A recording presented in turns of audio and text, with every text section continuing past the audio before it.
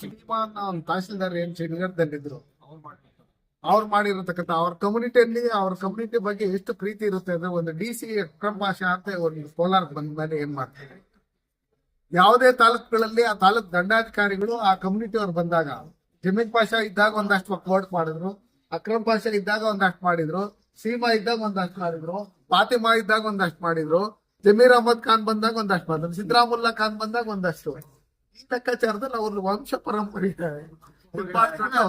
ಅಲ್ಲೇನು ಜವಾಹರ್ಲಾಲ್ ನೆಹರು ಕಾಲದಿಂದ ಅವ್ರ ತಾತ ಮುತ್ತಾದನ ಕಾಲದಿಂದ ನಾವು ಹಿಸ್ಟ್ರಿ ತುಂಬ್ಕೊಂಡ್ರೆ ಅವ್ರದೆಲ್ಲ ಅದೇ ಅಲ್ಲ ಹಿಸ್ಟ್ರಿ.